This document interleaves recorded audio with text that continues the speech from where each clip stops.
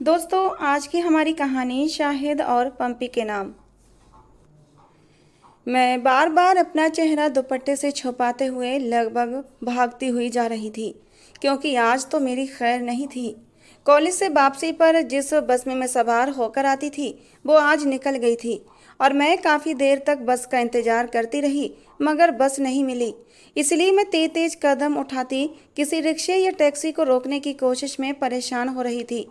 ऊपर से गर्मी इतनी ज़्यादा थी कि मैं पसीने से बिल्कुल शराबोर हो चुकी थी। अचानक ही एक बड़ी काली गाड़ी मेरे सामने आकर रुकी थी और उसने जब शीशा हटाया तो वही गुंडा बदमाश लड़का बैठा मुस्कुरा रहा था। उसने अपनी आंखों पर काला चश्मा पहन रखा था और चश्मा उतार कर मुझे अंदर तक उतरती नज़रों से देख रहा था और फिर आँख के इशारे से मुझे गाड़ी के अंदर बुलाया तो मैं एकदम घबरा गई। या खुदा, ये कब मेरी जान छोड़ेगा? ये तो मेरे पीछे ही पड़ा हुआ था, गुंडा बदमाश कहीं का। मैंने उसे गुस्से और नफरत से देखा और विपरीत रास्ते पर चलने लगी, बल्कि लगभग भागने लगी, क्योंकि वो मेरे अकेलेपन का फ़ायदा उठा सकता था। करीब 1 महीने से वो मेरा पीछा कर रहा था। जब भी मैं कॉलेज वैन के इंतज़ार में वहाँ खड़ी होती तो वो अपनी बड़ी सी काली गाड़ी में दूर खड़ा होकर शीशा उतार कर मुझे तब तक देखता रहता जब तक मैं बस में सवार न हो जाती। अजीब तरह की नज़रें थीं उसकी, अंदर तक चुभने वाली। एक तो गर्मी इतनी ज़्यादा थी, ऊपर से मैं उसकी नज़रों की गर्मी सह नहीं सकती थी, जिसमें ना जाने कैसा जुनून था। आज तो मेरी बस भी छूट गई थी, ना जाने वो मेरी जान क्यों नहीं छोड़ रहा था। मैंने दिल में उसे 100 गालियां दी और ख़ुद को दुपट्टे से और भी ज़्यादा छुपा लिया ताकि वो मुझे देख न सके। अचानक ही मुझे एक टैक्सी नज़र आई। मैंने दूर से ही उसे रुकने का इशारा किया। वो रुकी तो मैं जल्दी से टैक्सी के अंदर बैठ गई। मुझे बस जल्द से जल्द उस लड़के की नज़रों के घेरे से दूर जाना था। हालांकि मेरे पास टैक्सी का किराया भी नहीं था, क्योंकि भागदौड़ में मेरा पर्स कहीं गिर गया था। फिर भी मैंने उसे घर का पता समझा दिया। सोचा कि घर के सामने टैक्सी रुकेगी तो मैं अम्मी से पैसे मांग कर इस टैक्सी वाले को दे दूंगी। टैक्सी चलने लगी। मैंने गाड़ी के शीशे में देखा तो वो काली गाड़ी अब भी मेरे पीछे पीछे आ रही थी और ये देखकर मैं बहुत ज़्यादा डर गई थी, क्योंकि ऐसा पहली बार हुआ था कि वो मेरा घर तक पीछा कर रहा था। अजीब साइको लड़का था। इतनी गर्मी में तो घर से निकलने को भी दिल नहीं चाहता, मगर वो गाड़ी से निकलकर इतनी धूप में घंटों खड़ा रहता था और मेरा इंतजार करता था। जब मैं कॉलेज से बाहर आकर गाड़ी का इंतजार करती तो वो भी खड़ा होकर मुझे देखता रहता। उसके गुंडे दोस्त भी उसके साथ होते थे, मगर वे मेरी तरफ देखने की बजाय इधर उधर देख रहे होते थे। यूं लगता था जैसे ये बहुत बड़ा बदमाश है और बंदूक की नोक से किसी भी चीज़ को हासिल करने की ताकत रखता है। मगर मैं उससे नहीं डरती थी और ना ही उसकी ओर ध्यान देती थी। आखिर वो मेरा क्या बिगाड़ सकता था? इतने सारे लोग होते हैं सड़क पर, वो यूं मुझे कोई नुकसान नहीं पहुंचा सकता। मैं अपने दिल में खुद ही दलीलें देती रहती और खुद को समझाती रहती थी। मैं टैक्सी में अब भी परेशान बैठी थी। मेरे माथे पर बार बार पसीना आ रहा था। टैक्सी वाला भी अब मुझे शक भरी नज़रों से देख रहा था और अचानक ही टैक्सी सड़क के बीचों बीच रुक गई। मैं तो एकदम से परेशान हो गई। मैंने कहा, क्या हुआ? टैक्सी वाला कहने लगा, लगता है गाड़ी में कुछ समस्या हो गई है, मैं चेक करता हूँ। और मुझे लगा जैसे आज तो मेरी शामत पक्की है, क्योंकि वो काले रंग की गाड़ी भी हमारी टैक्सी के पीछे खड़ी हो चुकी थी। वो लड़का अंदर से निकल आया था, उसके हाथ में एक पिस्तौल भी थी। जैसे ही टैक्सी ड्राइवर टैक्सी से निकला, उसने पिस्तौल उसके सिर पर तान दी और कहा, खबरदार जो कोई आवाज़ निकाली, अगला सांस नहीं ले पाओगे। टैक्सी वाला बेचारा एकदम डर गया था और परेशान हो गया। अचानक ही उस लड़के ने टैक्सी की पिछली सीट का दरवाज़ा खोला और मुझे हाथ से पकड़कर खींचकर बाहर निकाल लिया। ये उसकी पहली गुस्ताखी थी। मैं एकदम से हक्का बक्का रह गई थी, क्योंकि मुझे उम्मीद नहीं थी कि वो इस हद तक बेबाक भी हो सकता है और यूं मुझ पर हक भी जमा सकता है, वो भी सड़क के बीचों बीच, जैसे यहाँ कोई जंगल का कानून चलता हो। मैंने कहा, क्या बदतमीजी है, छोड़ो मेरा हाथ।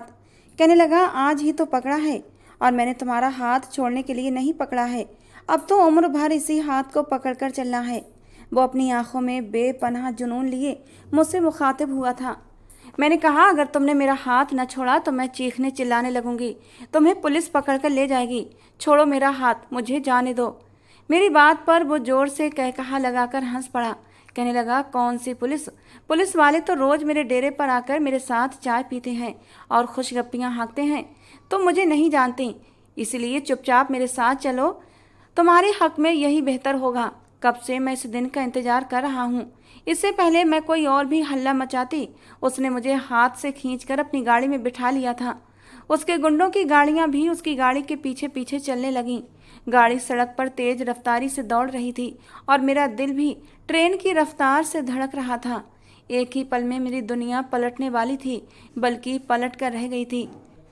मैंने कहा, गाड़ी रोको वरना मैं चलती गाड़ी से कूद जाऊंगी। वो जोर से हंसने लगा और कहा, वाह बड़ी बहादुर हो, मुझे ऐसी ही निडर लड़कियां पसंद हैं। मैंने कहा, मैं मजाक नहीं कर रही, मैं अपनी जान दे दूंगी, मगर तुम्हारे साथ कहीं नहीं जाऊंगी, मैंने एक जज्बे के तहत कहा था। कहने लगा, कोशिश करके देख लो। वो मुझे चुनौती दे रहा था और उसकी इस चुनौती ने मेरे अंदर एक आग सी भर दी थी। मेरा दिमाग इस वक्त तो वैसे भी कुछ सोचने समझने के परे था। मैंने अचानक ही चलती गाड़ी का दरवाज़ा खोला और नीचे कूद गई।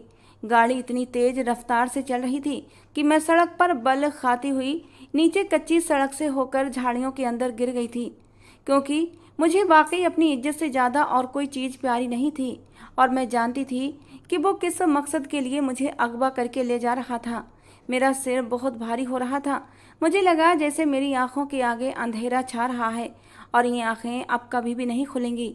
मगर आंखें बंद होने से पहले मैंने अपने ऊपर किसी को झुके हुए देखा था, जिसके चेहरे पर डर और परेशानी थी। अचानक ही उसने मुझे अपनी गोद में उठाया और मेरा नाम पंपी है। वैसे तो मेरा नाम परवीन दिलावर खान है, लेकिन मेरे माँ बाप मुझे पंपी के नाम से पुकारते हैं और फिर यही मेरा नाम पड़ गया। मैं एक हसीन खूबसूरत जवान लड़की थी। मेरे अंदर सपने थे, इच्छाएं थीं। मैं बहुत आगे पढ़ना चाहती थी, अपनी मेहनत के बलबूते पर किसी ऊंचे मकाम पर जाना चाहती थी। मगर शायद हम गरीब लड़कियों के रास्ते में बहुत सारी रुकावटें आती हैं जो हमें उस मंजिल तक पहुंचने नहीं देती जिसके सपने हम अपनी आंखों में सजाकर घर से निकलते हैं। मैं भी बहुत सारे सपने अपनी आंखों में सजाकर अपने घर से निकली थी। अपने माँ बाप की इकलौती बेटी थी। मेरा कोई भाई नहीं था, मगर मेरे पापा कहते थे कि तुम ही मेरा बेटा हो, हमेशा मेरी इज्जत की हिफाजत करना, क्योंकि लड़कियों की इज्जत बहुत कीमती होती है। एक बार चली जाए तो फिर वापस लौट कर नहीं आती। इसीलिए अपनी इज्जत की हिफाजत अपनी जान से बढ़कर करना। और मैंने अपने पापा की बात पल्लू से बांध ली थी। अपनी नज़रों का कभी भी गलत इस्तेमाल नहीं किया था, ना ही कभी कोई गलत किस्म की गतिविधि में शामिल हुई थी, क्योंकि मेरी सारी दोस्तें न जाने मोहब्बत के नाम पर क्या क्या गुल खिलाती थीं। उन सबके बॉयफ्रेंड्स भी थे और वो अपने बॉयफ्रेंड्स के साथ खूब मौज मस्तियाँ करती थीं, होटल में जाकर उनसे मुलाकातें करतीं। लेकिन मैं इन सब बातों से दूर रहती थी, क्योंकि मुझे सिर्फ अपनी पढ़ाई पर फोकस करना था। और मेरे पापा की बात भी मेरे कानों में गूंजती थी कि हमेशा मेरी इज्जत को संभाल कर रखना। और मैंने अपनी इज्जत को बाकी संभाल कर रखा हुआ था। आज तक कभी किसी गैर लड़के ने मेरी उंगली तक नहीं छुई थी। मेरी दोस्त प्रीति कहती थी, यार पंपी, यही तो उम्र होती है मोहब्बत करने की, क्योंकि इस उम्र में जब मोहब्बत होती है तो हमें आसपास का कुछ भी अच्छा नहीं लगता, इंसान हवाओं में उड़ने लगता है। मैंने कहा, मुझे हवा में उड़ने का कोई शौक नहीं है और ना ही किसी लड़के में दिलचस्पी है। मैं बस अपनी पढ़ाई पर ध्यान देना चाहती हूँ और बहुत ऊंचाई तक जाना चाहती हूँ, ताकि अपने अम्मी अब्बू का नाम रोशन कर सकूँ और उनकी इज्जत पर कभी कोई आँच ना आने दूँ। वो मुझे बहुत गर्व से देखती और कहती कि तुम्हारे अंदर तो दिल ही नहीं है, बल्कि पत्थर है, पत्थर जो किसी भी लड़के की निगाहों की गर्मी से मोम नहीं होता। और मैं उसकी बात पर मुस्करा देती थी। फिर मैं कहती कि मुझे दिल की ज़रूरत ही नहीं है, क्योंकि दिल हो तो फिर दर्द भी होते हैं, दिल टूट भी जाते हैं। रागिनी को ही देख लो, उसके बॉयफ्रेंड ने उसे धोखा दिया। वो एक बार तो आत्महत्या की कोशिश भी कर चुकी है। मुझे तो ये बात समझ ही नहीं आती कि कोई लड़की किसी गैर लड़के के पीछे जान कैसे दे सकती है, क्योंकि जान से बढ़कर कीमती तो कुछ भी नहीं होता। और 4 दिन की मोहब्बत के पीछे उसी जान को सबसे पहले कुर्बान करते हैं। वो कहने लगी, जब तुम्हें प्यार होगा तो तुम भी जान जाओगी कि जान कैसे दी जाती है। मगर मुझे यकीन था कि चाहे दुनिया इधर की उधर हो जाए, मुझे कभी किसी से प्यार नहीं होगा और ना ही मैं खुद को इसकी इजाज़त दूंगी। मगर मेरा ये दावा बहुत जल्द गलत साबित होने वाला था, क्योंकि एक लड़के की मोहब्बत मुझे बर्बाद करके रखने वाली थी। जब मुझे होश आया तो मुझे लगा जैसे मैं मरने के बाद जन्नत में पहुंच गई हूँ, क्योंकि ये जगह बहुत हसीन थी। जिस कमरे में मैं लेटी थी वो किसी महल से कम नहीं लग रहा था। हमारा अपना घर इस कमरे के बराबर था, बहुत छोटा सा। इसलिए मैंने अपनी आंखों में सपने सजाए थे कि मैं पढ़ लिख कर उस मुकाम तक पहुंचूंगी कि अपने माँ बाप को खुश रखूं, उनके लिए एक प्यारा सा बंगला खरीदूं, नौकर चाकर होंगे और मेरी माँ को घर के काम नहीं करने पड़ेंगे। मैंने अपने सपनों में जितने भी घर अपने लिए सोचे थे, ये महल तो उनसे कहीं बढ़कर था। मैंने इधर उधर देखा तो इस कमरे में कोई भी नहीं था। ठंडी हवा मेरे वजूद से टकरा रही थी। न जाने ठंडी हवा कहाँ से आ रही थी, जबकि कमरे में कोई पंखा भी नहीं चल रहा था। मैं अपनी ही सोचों में उलझी हुई थी। अब तो मुझे यकीन हो चुका था कि मैं सच में मर चुकी हूँ, क्योंकि मुझे याद आया कि मैं इतनी तेज रफ्तार गाड़ी से कूद गई थी और झाड़ियों में फंस गई थी। मेरा बचना नामुमकिन था। मैंने अपने हाथों से अपने वजूद को टटोला। मेरी हर चीज़ सलामत थी। 2 टांगें, 2 बाजू, 2 आँखें, सबको टटोला, सब कुछ ठीक ठाक था। मगर जैसे ही मेरा हाथ अपने माथे पर गया, एक बड़ी मोटी सी पट्टी बंधी हुई थी और मुझे याद आया कि मेरे सर में गंभीर चोट लगी हुई थी और दर्द की टीसें अब उठ रही थीं। मैंने उठने की नाकाम कोशिश की, मगर दर्द इतना ज़्यादा था कि लाख कोशिशों के बावजूद भी उठा नहीं जा रहा था। बार बार चक्कर आ रहे थे और मैं यहाँ लेटी भी तो नहीं रह सकती थी। न जाने ये घर किसका था और मैं यहाँ क्यों लाई गई थी। मैंने बड़ी मुश्किल से बिस्तर से नीचे पैर रखे और ठंडे फर्श पर नंगे पैर चलने लगी। जैसे ही दरवाजे के करीब पहुंची, दरवाज़ा एकदम से खुला और मैं इस कदर डर गई कि अपना संतुलन बरकरार न रख पाई और इससे पहले कि मैं फर्श पर गिर पड़ती और फिर से अपना सिर फोड़ लेती, किसी की मजबूत पनाहों ने मुझे जकड़ लिया था और खुद से लगा लिया। मैंने अपनी पूरी आंखें खोलकर देखा। वो मेरे बेहद करीब था, इतना करीब कि उसकी गर्म सांसें मेरी ठंडी सांसों में मिल गई थीं। यूं लगा जैसे ठंडी हवा में किसी गर्म हवा का झोंका शामिल हो गया हो। वो उसी शिद्दत और जुनून से मेरी तरफ देख रहा था। उसकी आंखों में जख्मीपन भी था जो पहले नहीं था। मैं एकदम से ही बिल्कुल गूंगी बन चुकी थी, बिल्कुल साकित उसकी बाहों में जकड़ी हुई थी। इससे पहले कि मैं खुद को छुड़ाती और अपनी नफरत और गुस्से का इजहार करती, वो कहने लगा, तुमने क्या सोचकर इतनी बड़ी बेवकूफ़ी की थी? क्या तुम्हें नहीं पता कि हम 2 जिस्म और एक जान बन चुके हैं? अगर तुम्हारी जान चली जाती तो मेरी भी तो तुम्हारी साथ ही निकल जाती। वो किसी ट्रांस, किसी हालत में मेरे चेहरे के उतार चढ़ाव देख रहा था। उसके कोलोन की महक मेरे नाक में समा गई थी और मैं मदहोश होने लगी थी। न जाने क्या जादू था उसकी आंखों में कि नज़र हटने का नाम ही नहीं ले रही थी। मैंने एकदम से अपने आप को संभाला था और अपनी सारी हिम्मतें जुटाकर उसे खुद से दूर धकेला। वो फर्श पर गिर गया, मैं भी साथ ही गिरी थी। मुझे गिरना तो मंजूर था, मगर उसकी बाहों में और रह नहीं सकती थी। मुझे उससे नफरत थी, जिसने एक ही पल में मेरी जिंदगी तहस नहस कर दी थी। मेरा बस नहीं चल रहा था कि उसका चेहरा नोच लूं। वो एकदम से उठा और जल्दी से मेरे करीब आया। कहने लगा, तुम्हें चोट तो नहीं लगी? मैंने हैरानी से उसे देखा था। मैंने कहा, इतना बड़ा घाव देने के बाद तुम पूछ रहे हो कि मुझे चोट तो नहीं लगी? आखिर तुम मुझसे चाहते क्या हो? मुझे यहाँ क्यों लाए हो और ये कौन सी जगह है? वो कहने लगा, ये मेरा गरीब खाना है। शायद ये जगह तुम्हारे लायक नहीं होगी, क्योंकि तुम तो जन्नत से निकली हुई कोई हूर के जैसी हो, जो शायद इस ज़मीन पर भटक रही हो और मेरी नज़र तुम पर पड़ गई। नज़र से दिल तक के सफ़र में तुमने मेरी जान ही ले ली है। किसी भी हालत में तुम्हें छोड़ नहीं सकता, चाहे तुम इनकार करो या इकरार। तुम सिर्फ मेरे लिए ही बनी हो। वो तो मुझ पर यूं हक जमा रहा था जैसे खुदा से स्पेशल रिक्वेस्ट पर उसने मुझे बनवाया हो। मैंने कहा, मुझे घर जाना है। दरवाज़ा किस तरफ है? हटो सामने से। वो एकदम मेरे सामने आ गया और बोला, मेरी आंखों में गौर से देखो। तुम्हें ये सब मजाक नहीं लगेगा? तुम्हें लगता है कि मैं इतनी मेहनत से तुम्हें यहाँ इसलिए उठाकर लाया हूँ कि तुम्हारे एक बार कहने पर तुम्हें जाने दूंगा? हरगिज नहीं। तुम अब सिर्फ मेरी हो चुकी हो। अपनी रजामंदी से मुझे सौंप दो तो अच्छा होगा, वरना मुझे ज़बरदस्ती करना तो आता ही है, क्योंकि मैं इस काम में माहिर हूँ। अगर कोई मुझे अपना हक प्यार से ना दे तो मैं ज़बरदस्ती उससे अपना हक छीन लेता हूँ। वो इस कदर ठोस लहजे में बोला कि उसका लहजा मेरी रीढ़ की हड्डी में सनसनी दौड़ा गया था। मैं 2 कदम पीछे हटी और मैंने कहा, देखो, मैं ऐसी लड़की नहीं हूँ। जो किसी लड़के की धमकी में आकर अपना सब कुछ उसे सौंप दे। मैं जान तो दे सकती हूँ, मगर अपनी इज्जत का सौदा नहीं करूँगी, और वो भी तुम जैसे घटिया लड़के को, जो बंदूक की नली दिखाकर हर चीज़ को अपने बस में करना जानता है। मगर इस बात को जहन में रख लो कि मैं कोई चीज़ नहीं हूँ, मैं एक जीती जागती इंसान हूँ। यूँ अपना आप तुम्हारे हवाले इतनी आसानी से नहीं करूँगी। वो कदम कदम चलता मेरे करीब आ गया और कहने लगा, फिर तुम्हारी शर्तें क्या हैं? क्योंकि तुम्हें हर हाल में मुझे हासिल करना है। अगर तुम अपनी मर्जी से मेरी ज़िंदगी में आ जाओगी तो मुझे अच्छा लगेगा। मैंने सारी ज़िंदगी दूसरों से हर चीज़ छीनकर हासिल की है।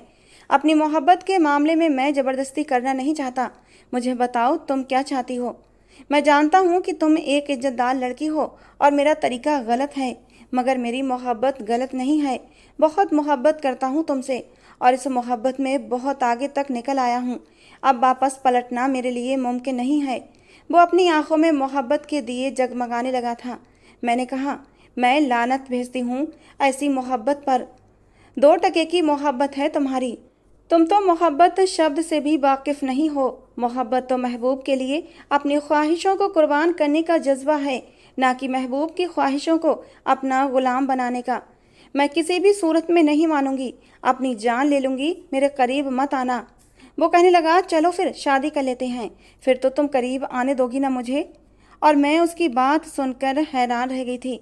इतनी बड़ी बात वो इतनी आराम से कैसे कह सकता था? क्या उसके लिए शादी कोई गुड्डे गुड़िया का खेल था? कहने लगा, देखो मैंने सारे इंतजाम कर दिए हैं, मौलवी साहब तक को बुलवा लिया है। बस 3 बार कबूल करना है, उसके बाद तुम हमेशा हमेशा के लिए मेरी हो जाओगी। कोई भी तुम्हें मुझसे जुदा नहीं कर सकता। मैंने कहा, तुम पागल तो नहीं हो गए हो? ऐसे कैसे शादी कर लूँ तुमसे? मैं तो तुम्हें जानती तक नहीं, और अपने माँ बाप की मर्जी के बिना मैं किसी से शादी नहीं कर सकती। मुझे घर जाने दो प्लीज़। मैंने इस बार उससे विनती की। कहने लगा, चलो तुम्हारे माँ बाप की मर्जी भी जान लेते हैं। ये कौन सा मुश्किल काम है? चलो मेरे साथ चलो, गाड़ी में बैठो, तुम्हारे घर चलते हैं और तुम्हारे माँ बाप की मर्जी मालूम करते हैं। उनको भी साथ ही ले आते हैं और शादी कर लेते हैं। वो इतनी बड़ी बड़ी बातें इतने सामान्य लहजे में कर रहा था कि मुझे सच में उसके दिमाग पर शक होने लगा था, क्योंकि मुझे तो वो बिल्कुल ही पागल लग रहा था, शायद किसी पागल खाने से भागा हुआ। मैं थोड़ी देर के लिए सोचने लगी, अपने दिमाग में योजनाएं बनाने लगी, क्योंकि मैं जान गई थी वो अपने इरादों में कितना मजबूत है। मैंने कहा, हाँ चलो मेरे माँ बाप के पास चलते हैं और उनसे अनुमति लेते हैं, फिर मैं तुमसे शादी कर लूँगी। लेकिन देखो, अगर उन्होंने इनकार कर दिया, तुम्हें अपना दामाद बनाने से मना कर दिया, तो तुम्हें उनकी इच्छा का सम्मान करना पड़ेगा और मेरा पीछा छोड़ना पड़ेगा।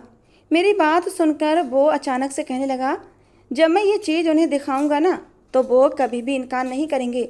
उसने अपनी जेब से पिस्टल निकाली और मैं अचानक से दीवार के साथ सिमट गई, क्योंकि वो मुझे पाने के लिए किसी भी हद तक जाने वाला था। मैं बस किसी भी तरह यहाँ से निकलना चाहती थी, इसलिए दम साधे उसे देखती रही। जैसे ही मैं गाड़ी से निकली, मोहल्ले के लोग अपने अपने घरों से निकलकर तमाशा देख रहे थे, क्योंकि 3-4 गाड़ियाँ हमारे मोहल्ले में आकर खड़ी हो गई थीं, और उनमें से ऐसे लोग बाहर आ रहे थे जिनके पास हथियार मौजूद थे। मैं इतनी शर्मिंदा जीवन में कभी नहीं हुई थी जितना आज हुई थी, मगर मैंने अपने दिमाग में प्लान बना रखा था कि घर पहुंचते ही सबसे पहले पुलिस को फ़ोन करूंगी और वो इस गुंडे को पकड़कर ले जाएगी। उसने मेरा हाथ पकड़ा और घर की तरफ चल दिया, और मैं उसके पीछे पीछे चलने लगी, क्योंकि मैंने सोच लिया था आज इन हाथों में हथकड़ी पहनाकर ही दम लूँगी। जैसे ही वो मुझे लेकर घर के अंदर दाखिल हुआ, मेरे माँ बाप जो इस कदर परेशान हो रहे थे कि मैं अभी तक घर क्यों नहीं पहुँची, एकदम से सन रह गए, क्योंकि मैं अकेली नहीं बल्कि किसी लड़के के साथ आई थी, और उसने मेरा बाजू बड़े हक से पकड़ा हुआ था, जैसे मैं उसकी मिल्कियत हूँ। उसके एक हाथ में पिस्तौल था और दूसरे हाथ में मेरा हाथ। कदम कदम चलकर वो मेरे पापा के करीब आया। वो हैरान निगाहों से उसे देख रहे थे और मैं अपनी निगाहों में गड़ी जा रही थी, क्योंकि ये सब कुछ मेरी वजह से हुआ था। वो लड़का, बल्कि वो गुंडा जिसका नाम शाहिद था, मेरे पापा से कहने लगा, अंकल, सबसे पहले तो मैं आपका शुक्रिया अदा करता हूँ कि इतनी खूबसूरत बेटी आप इस दुनिया में लेकर आए। आंटी जी, आपका भी शुक्रिया अदा करता हूँ। उसने मेरे माँ बाप के सामने हाथ जोड़ दिए बड़े ही सभ्य अंदाज में। फिर कहने लगा, पंपी को इस दुनिया में आए हुए 20 साल हो गए हैं। हम दोनों एक ही शहर में रहते हैं, मगर मैं हैरान हूँ कि ये मुझे अब क्यों मिली, पहले क्यों नहीं मिली थी। मगर खैर, अब भी वक्त नहीं गुजरा। मैं आपकी बेटी से बेइंतहा प्यार करता हूँ और आज ही उससे शादी करना चाहता हूँ। मगर पंपी की इच्छा थी कि आपकी रजामंदी जानना जरूरी है, इसलिए मैं आप लोगों से अनुमति लेने आया हूँ और आप लोगों को साथ ले जाने भी आया हूँ, क्योंकि शादी के इंतजाम तो मैंने पहले ही कर लिए हैं, लेकिन बेटी की शादी में आप दोनों का होना भी जरूरी है। और मैं हैरत से उसे देख रही थी। भला ऐसे कौन अनुमति लेता है? ये तो अपनी धौंस जमाने वाला मामला हुआ। मेरे पापा ने कहा, ये क्या बदतमीजी है? रिश्ता मांगने का ये कौन सा तरीका है? जाओ, पहले अपने बड़ों को रिश्ता मांगने भेजो, उसके बाद मैं डिसाइड करूँगा कि मुझे अपनी बेटी का हाथ तुम जैसे लोफर के हाथ में देना है या नहीं। और मैं तुम्हें अपना डिसीजन पहले ही सुना देता हूँ तो ज़्यादा बेहतर रहेगा कि मैं अपनी बेटी की शादी तुम जैसे गुंडे सड़क छाप आशिक से बिल्कुल भी नहीं करूँगा। मेरे पापा की ये बातें सुनकर शायद गुस्से से आग बबूला हुआ था। वो मेरे पापा के बेहद करीब जाकर कहने लगा, शादी तो मैं आपकी बेटी से ही करूँगा, चाहे आपकी मर्जी से या फिर चाहे मुझे ज़बरदस्ती ही क्यों ना करनी पड़े। उसके इतने रूड अंदाज पर मेरे पापा को भी गुस्सा आया था और उन्होंने उसके मुंह पर थप्पड़ दे मारा। कहने लगे, तुम्हारी इतनी हिम्मत कि तुम मेरे घर आए और ऊपर से इस कदर बेहुदा बातें कर रहे हो। निकल जाओ यहाँ से, वरना मैं पुलिस को बुला लूँगा। वो बिल्कुल सन्न से हाल में अपना हाथ अपने लाल चेहरे पर रखे मेरे पापा को देख रहा था और उसकी इस जुर्रत पर जैसे हैरान था। मेरा दिल जैसे किसी ने मुट्ठी में ले लिया था, क्योंकि उसके पास पिस्तौल था। वो किसी भी पल मेरे पापा को नुकसान पहुंचा सकता था। उससे कुछ भी उम्मीद नहीं थी और उसने पिस्तौल निकाल कर मेरे पापा के माथे पर रख भी दी थी। कहने लगा, मैंने आपसे इज्जत से पंपी के लिए बात की थी। हालांकि मेरे जैसे इंसान को किसी से दरख्वास्त करके कुछ मांगना शोभा नहीं देता, मगर मैं फिर भी अपनी मोहब्बत के लिए अपनी अना को एक तरफ रख चुका था। मगर आप लोगों को इज्जत रास नहीं आती, इसलिए ऐसा लगता है कि मुझे ज़बरदस्ती ही करनी पड़ेगी, जो मैं हमेशा से करता आया हूँ। मैं आज ही पंपी से शादी करूँगा। आप लोग इसमें शामिल हों या ना हो, मुझे फ़र्क नहीं पड़ता। पंपी की मर्जी हो या ना हो, इससे भी फ़र्क नहीं पड़ता, क्योंकि उसे पाना मेरा जुनून बन चुका है। मैं बस आपको बताने आया हूँ, अगर आप अपनी बेटी की शादी में शिरकत करना चाहते हैं तो मेरे साथ बड़ी इज्जत और मान के साथ चलिए। मैं आपको पूरा सम्मान दूंगा, वरना मैं खुद ही उसे ले जाऊंगा यहाँ से। उसकी आंखों में जैसे खून उतर आया था और मैं बिल्कुल सांस रोके खड़ी थी और उसे देख रही थी। पहली बार मुझे उससे इस कदर डर महसूस हो रहा था। वो मेरी तरफ पलटा और कहने लगा, चलो, लगता है तुम्हारे माँ बाप को मेरी शराफत पसंद नहीं आई। मैं कुछ लम्हे उसे देखती रही, फिर मैंने कहा, मुझे अपने कमरे से कुछ सामान लेना है, क्या मैं वो ले सकती हूँ? मेरी ज़बान मेरा साथ नहीं दे रही थी। बोलते हुए मेरी ज़बान लड़खड़ा गई थी। वो कहने लगा, हाँ हाँ, मैं यहीं ठहरा हूँ और मैं तुम्हारा इंतज़ार कर रहा हूँ, और ज़रा जल्दी करना। मैं जल्दी से अपने कमरे में गई। अब मेरे पास सिर्फ एक ही रास्ता बचा था। मेरा मोबाइल आज घर पर रह गया था, क्योंकि चार्जिंग पर लगा हुआ था। मैंने जल्दी से मोबाइल उतारा और पुलिस को फ़ोन कर दिया। उन्हें सारी स्थिति से अवगत कराया कि हमारे घर में एक गुंडा घुस आया है। पुलिस वालों ने कहा कि 20 मिनट में पहुंचते हैं, और मैं ये 20 मिनट अपने कमरे में ही रहना चाहती थी। जैसे ही बाहर पुलिस की गाड़ी के सायरन सुनाई दिए, मेरे दिल को जैसे सुकून आ गया। अब तो उस गुंडे को वो लोग पकड़ कर ले जाएंगे और मेरी जान उससे छूट जाएगी। मगर जैसे ही पुलिस हमारे घर में दाखिल हुई तो मैं भी कमरे से बाहर आ गई थी और उसका तमाशा अपनी आंखों से देखना चाहती थी। मगर जो दृश्य मेरी आंखों ने देखा, मुझे उस पर यकीन नहीं आया, क्योंकि पुलिस इंस्पेक्टर और उसके सारे सिपाही उस लड़के के सामने सिर झुकाए खड़े थे और उसे सर सर कहकर पुकार रहे थे। मेरे ऊपर तो हैरतों के पहाड़ टूट पड़े थे। आखिर वो चीज़ क्या थी, और इतनी अकड़ उसमें शायद इसलिए थी क्योंकि हर कोई उसका गुलाम था। वो लड़का सोफे पर टांग जमाकर बैठा था और पुलिस वाले बिल्कुल गुलामों की तरह उसके सामने खड़े थे। और मैं जो सोच रही थी कि अभी उसे हथकड़ी पहने हुए देखूंगी, मुझे इस बात का अंदाज़ा हो गया था कि अब मेरा उससे बचना मुमकिन नहीं। कोई राह फरार न था, क्योंकि वो ताकतवर था और मैं बेपनाह कमज़ोर थी। वो सोफे से उठकर मेरे करीब आया और मेरी आंखों में आंखें डालकर कहने लगा, हो गया तुम्हारा काम, या अभी कुछ और भी करना बाकी है? वो भी करके देख लो, मगर तुम जो भी कर लो, आना तो तुम्हें मेरे पास ही पड़ेगा। वो मुझे चुनौती दे रहा था। फिर कहने लगा, चलो लेट हो रहे हैं, चलते हैं। उसने नरमी से मेरा हाथ थामा और मैं किसी रोबोट की तरह उसके पीछे पीछे चल दी। मेरे पापा ने उसका रास्ता रोकने की कोशिश की, मगर पुलिस वालों ने मेरे पापा को वहीं रोक दिया और कहा, अरे तुम्हें तो खुश होना चाहिए कि शायद खन्ना जी ने तुम्हारे गरीब खाने को इज्जत दी है और तुम्हारी बेटी उसकी इज्जत बनने वाली है। मैं बेबसी से अपने माँ बाप को देख रही थी। मुझे लग रहा था शायद मैं उन्हें आखिरी बार देख रही हूँ। मेरी आंखों में आंसू जम गए थे और मैंने अपने घर की दहलीज को उस लड़के के साथ पार कर लिया। जैसे ही मेरे कदम बाहर निकले, मेरे सारे सपने और सारी इच्छाएं दहलीज के पीछे ही दम तोड़ गईं और सिसकने लगीं, क्योंकि हम लड़कियों के पास सपने शायद आंखों में सजाने के लिए ही होते हैं। शायद वो इस लायक नहीं होते कि ताबीर की दहलीज तक पहुँचें। मैं चुपचाप उसकी गाड़ी में बैठ गई, क्योंकि मेरी सारी हिम्मतें दम तोड़ गई थीं और मैं पूरी तरह से घायल हो गई थी और ख़ुद को उस हैवान के हवाले करने पर मजबूर थी। मैंने खूनी नज़र शाहिद पर डाली थी। मेरे दिल से उसके लिए सिर्फ और सिर्फ बद्दुआएं निकल रही थीं। नफ़रत महसूस हो रही थी मुझे उससे। जी चाह रहा था कि अभी के अभी मैं उसे गाड़ी से नीचे धक्का दे दूं और उसकी तड़पती खून से लथपथ बॉडी को देखकर मेरे दिल को सुकून मिले। लेकिन मैं ऐसा नहीं कर सकती थी, क्योंकि इस बार उसने गाड़ी को अच्छे से लॉक कर रखा था। क्योंकि पिछली बार मैं गाड़ी का दरवाज़ा खोलकर बाहर छलांग लगा चुकी थी और इस बार उसने ये गलती नहीं की थी कि गाड़ी को अनलॉक छोड़ देता। गाड़ी सड़क पर रफ्तार से चल रही थी। पूरा सफ़र खामोशी और तकलीफ में कटा। फिर गाड़ी उसी महल के सामने जाकर रुकी जिसमें शायद मुझे अब हमेशा हमेशा के लिए कैद किया जाने वाला था। मगर मैं पूरे रास्ते अपने दिमाग में एक ही चीज़ सोचती रही कि मुझे अब क्या करना है, क्योंकि इस बात का अधिकार तो मेरे पास था और वो चाहे कितना भी ताकतवर क्यों ना हो, मुझे ये काम करने से रोक नहीं सकता था। कमरे में आने के बाद मैंने दरवाज़ा लॉक कर दिया। उसने कहा था कि तुम वेडिंग ड्रेस पहन लो, एक ब्यूटिशियन आकर तुम्हें तैयार करेगी। कमरे के बीचों बीच एक बहुत ही सुंदर सा लहंगा एक बेजान पुतले को पहनाया हुआ था। मुझे अपना आप भी उस पुतले जैसा ही लगा था, जिसे उसकी मर्जी और इच्छा के मुताबिक वो लहंगा पहनना नहीं था, बल्कि ज़बरदस्ती पहनाया गया था। मगर मैं मरना तो पसंद करती, पर उसकी दुल्हन कभी नहीं बनूंगी। मैंने चुपचाप वो लहंगा पहन लिया था। अब मैं उसके कमरे में आने का इंतज़ार कर रही थी, ताकि उसे बता सकूं कि उसने अपनी ज़िंदगी की कितनी बड़ी गलती की है मेरे साथ गलत करके। मेरी आंखों में लालिमा और जुनून एक साथ उभरे थे। थोड़ी देर बाद कमरे का दरवाज़ा खुला और वो चलता हुआ कमरे में आया था। उसके पीछे एक ब्यूटिशियन भी थी। उसने उसे वहीं दरवाजे पर रोक दिया। उसकी नज़रों का फोकस केवल मैं थी।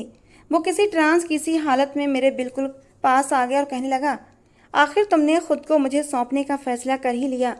मैं तुमसे वादा करता हूँ कि तुम्हें कभी अपने इस फैसले पर पछताना नहीं पड़ेगा।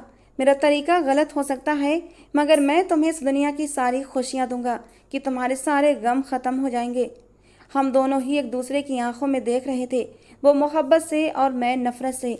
मैंने कहा, तुम्हारी मोहब्बत कबूल करने से बेहतर है कि मैं खुद पर जीना हराम कर दूं। ये कहते ही मैंने बेड की दराज से पिस्तौल निकाली और अपने सिर पर रख ली। वो पिस्तौल जो मैंने रास्ते में धीरे से उसकी जेब से निकाल ली थी। वो एकदम से हैरान और परेशान सा मुझे देखने लगा, जैसे उसे उम्मीद नहीं थी कि मैं ये भी कर गुजरूंगी। मगर मेरे पास उसने कोई रास्ता नहीं छोड़ा था। उसने कहा, पंपी, ये बेवकूफ़ी मत करना, बहुत पछताओगी।